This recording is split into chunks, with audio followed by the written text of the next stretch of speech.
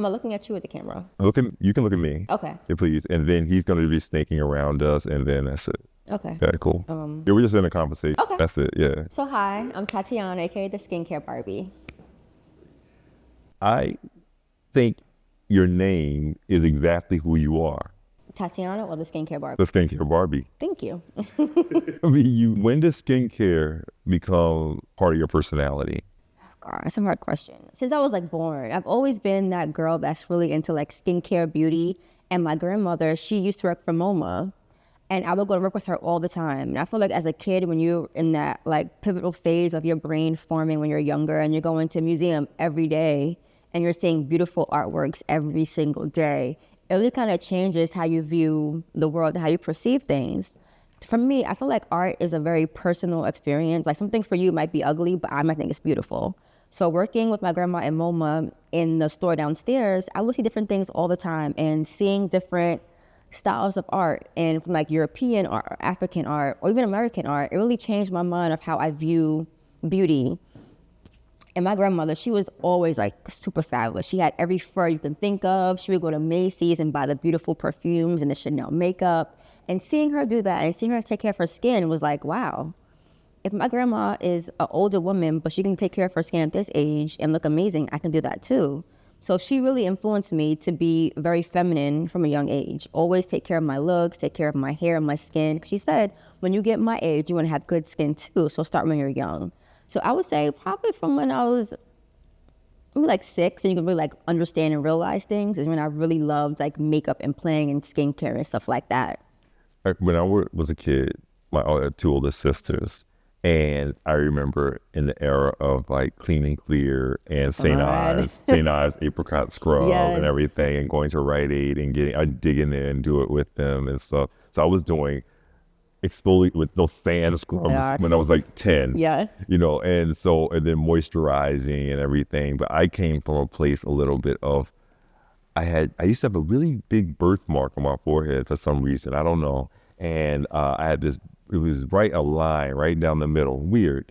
And it just came when I was like 10, so I was like 14. So I was really into figuring out how to scrub it off or putting Ambi on my skin and stuff like that to do that. And so I think that always made me kind of focus on skincare.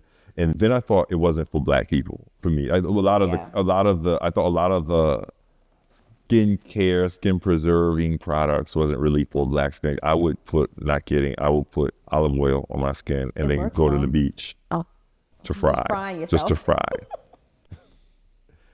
As I got older, I realized a lot more about preserving and everything. So how has it evolved for you? I would say I had the same phase. I feel like when we were in middle school, high school, we all went through like that St. Ives apricot scrub, Proactive, Clean and Clear, Neutrogena phase. And looking back now, I'm like, wow, that was some trash stuff. Like, why did I ever use that on my face? So I would say really like in middle school, high school, I really took skincare and for that seriously. Like I was using Proactive all the time, even though I didn't have acne.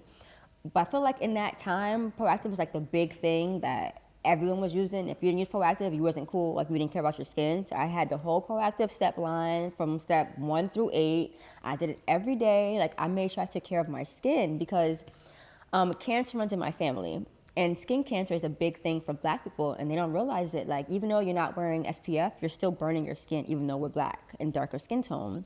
So for me, taking care of my skin and wearing SPF was a big thing for me since I was very, very little. And as I've gotten older and, took more education, went to school for my aesthetics license and traveled around Asia learning more skincare, I realized that skincare can be so simple, but it's so pertinent to use and very important to take care of your skin. So for me, I would say really like buckling down and finding out what works for me as a Black woman and what can I use and how can I use it. And that became a real big thing for me where I really went like full speed into like learning all I could about skincare and beauty. What do people get wrong about skincare? Depends on the type of people you're asking about. I would say for Black people, it's definitely that we don't need sunscreen, and we do.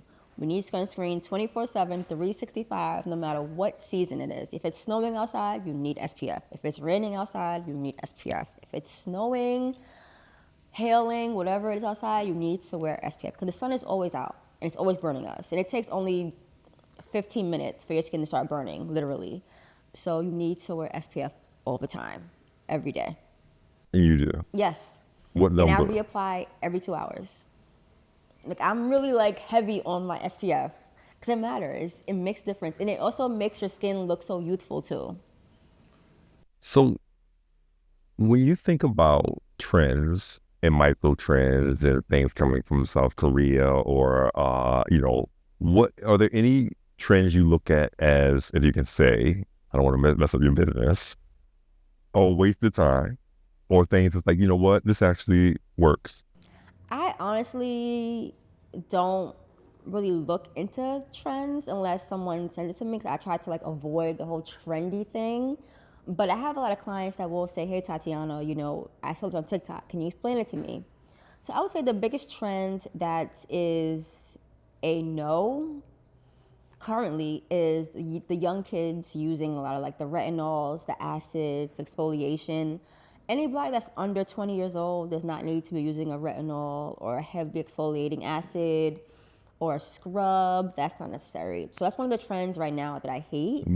But I would say the trend that I love, and I'm glad that people are finally getting on the bandwagon, is Asian skincare. I trained in Asia in 2017, and I trained in China, Japan, Malaysia, and Thailand on skincare. And they are so far ahead of the game, like it's insane. So I'm glad that Americans are finally understanding that how powerful Asian skincare and their routine is. Because once you get on that train, you're never gonna look back. You mentioned a bit ago about your grandmother taking care of herself in such a luxurious fashion. So where do you think being black in the sense of luxury and self-care, where are those crossroads? Because to me, I don't want to put words in your mouth, but to me, I think that is a political thing. Yeah. I think that is saying, I deserve this. This is what just defines something that I think is special. And I deserve rest and beauty and luxury around me too. I'm sorry, I don't want to put words. I apologize if I Finally, spoke. like waking up and realizing that it's okay to live a soft life. And that word soft life is trendy all of a sudden, but it's an actual thing that's been around for a long time. It just wasn't called soft life. But I feel like a lot of black people of color, are finally, realizing that it's okay to take a step back, take a nap, go shopping, go to the spa, thrive more on your femininity. Even if you're a man, you can still thrive in femininity as well too. And I feel like we're finally waking up and seeing that it's okay to not be independent all the time, 24/7. It's okay to ask for help. It's okay to go to the Macy's counter and buy something nice for yourself. Like, it's okay. For me personally, I've always been raised that way. So for me, I've always had a soft life where I've always took luxury seriously. I've always put myself something special, no matter if it was my birthday, it's a random Monday. I don't care. If I want it, I'm gonna buy it. I'm gonna find a way to get it. But I'm glad that a lot of black women are understanding it's okay to just stop, breathe, take time for themselves. It's okay to not be a mommy for an hour and just go to the spa. Even sit in your car and have quiet time. I would take an hour out of every year just to sit in my car and just have a quiet time before I go in the house after work. Because you need time to like wind down from one job to go to the next job of being a mom full time. So I feel like it's definitely a big issue still that needs to be dealt with because it is very political and it is very tough because it comes down to monetary in a sense, and it comes down to how the world sees us and how we're viewed in certain stores, in certain communities, and in certain spaces. So I would definitely say I'm glad that we're waking up. We deserve to live a luxurious life. We deserve to have all the fancy bougie things in life. We deserve to have time to just be us and just have fun and relax. And I feel like a lot of black women don't know how to turn that switch off of being full-time independent to just being relaxed, soft, sleep, focus on you, take care of you. And we need to take care of ourselves because if we're not filling our own cup, we can't fill anyone else's cup. And we won't be happy if we don't take care of ourselves first. I understand what you mean because I think oftentimes about like black bodies and labor. And so we think about ourselves so much as being in service of work. We're brought here for a sense of work. So if we're not working, if we're not physically laboring, then what are you doing? You're lazy. And so this idea of, no, I can sit with a towel wrapped around my head inside of a steam And room drink champagne is and exactly, relax. that is a political statement. Yeah, we have to start seeing ourselves in that way. And I feel like the media doesn't portray us that way. It's starting to come out now, seeing Black women in luxurious spaces without all the drama around it. But I feel like you said, we just need time just to just stop. What are you excited about? For myself, or Yeah. for What are you, first of all, for yourself. I'm going to focus on you first. just to continue growing my influencer career, getting more brand deals, working with more Asian companies. Because I feel like it's hard as a Black person to step into like that Asian beauty category. Because I'm obviously not Asian. I don't look Asian. But having them recognize my knowledge and see that, even though she's a Black woman, she's extremely knowledgeable in Asian skincare. So we can partner with her to bring more Black women into this category, to understand that this skincare is for you too. Even though it was made for Asian skin, it's good for all skin types. So I would definitely say I'm excited to kind of just keep networking and building my influencer career and just growing, kind of see where this takes me. I have a few kind of quick fire questions, if you don't mind me just asking. Okay. No. This is fun. This is fun. So, do you play music when you're taking care of your skin? And if so, what songs do you play? Most of the time I'm filming and you can't have certain music when you're filming. But sometimes I will. I love Amaray, I think that's her name. I love Afro beats. I'm really into like Afro beats right now. I love Chris Brown. I know people still hate him. It's kind of iffy. I love Chris Brown. I love Travis Scott. I love house music. Like house music really gets you like pumped up. It gets you in a vibe. I love K Tronda. He's a DJ and he does mixes. I like his stuff too. So I like really like upbeat, fun music that kind of helps me keep going and be energized. Do you ever fall asleep without washing your face? Ever? Never, ever, ever. I might not do my full routine, but I will still wash. Something will be on my face to kind of remove all the dirt from the day. When you're walking through the city and you see, I don't know, a woman with clumpy eyelashes or, I don't know, lipstick on her teeth Nightmare. or something, what thing bothers you the most? The clumpy eyelashes. Because you can't see lipstick on your own teeth unless someone tells you about it. It happens to everybody. It happens to me. It happened to me earlier today too. So it happens to everybody. The clumpy eyelashes, like, and you can kind of feel it. They feel kind of heavy and it's like, okay. What trend, or not trend, I don't want to say, what thing do you wish people will come back and you wish everyone would kind of do? Skincare in general. In general. Being nice to each other. There you go. I feel like a lot of people say New Yorkers are not nice, and we are nice. We just kind of like, we like to go till we got to go. But I feel like New Yorkers are very helpful. Like for me, I'm a nicer New Yorker. Like I've met some rude New Yorkers, and I have my best friend, she's Canadian, and she's like, oh my God, you guys aren't nice. But I'm like, Canadians are always so nice. I think New Yorkers are so real and so Right, we're very, authentic. right. Like I've been at the post office and been in line talking to people, and I find out information about They tell you everything, stuff. tell you the whole life story. Exactly. But another thing I wanted to, you are like a purebred New Yorker. Yeah, born which is and pretty raised. rare. Pretty rare. Born and raised, Queens and Brooklyn. Yes, born in Queens, live in Brooklyn currently. Nice. And travel to Asia a lot. Travel everywhere a lot. Asia's kind of hard to get to because of the distance. And I have a hard time spending a lot of money on a flight. Like, I don't like spending over $1,000 on a flight. I really don't. And the last time I went to Asia, pre-COVID, when flights were cheaper, it was only $570 round trip with insurance, with my bags. And I'm trying to find a flight that's that price. It's not happening. But there is an off season when I will go back to Asia, probably in the winter time of 2024, like November, December. I'll probably go back again when it's cheaper. But I travel everywhere. Like, I just love traveling. I have a kind of in the weeds question to ask you. I overly moisturize on a plane, I think. Is there such thing? You can over moisturize, but it's not a bad thing unless you're using too heavy of a product that clogs your pores. I use night oil. Yeah, You do like an oil, like a Yeah. light As long as oil you're on not, my like, plane. Dousing your skin with it like crazy, you're okay. I use 10 different hydrating essences every day, twice a day. So that's why, and that keeps your skin youthful. Like when your skin is overly moisturized and hydrated, your skin stays youthful and plump. Plump is gonna give you that beautiful, like youthful appearance. So this has nothing to do with like my grandmother putting Vaseline on my face. Vaseline's good too. Really? There you go.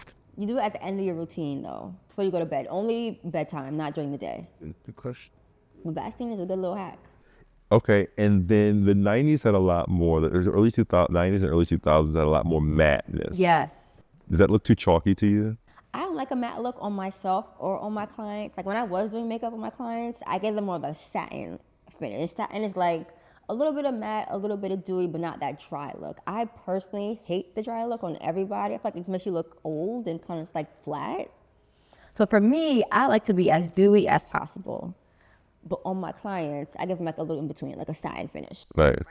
Your skin looks incredible. I hope this camera, your skin looks incredible. And I'm know you hear that all the time.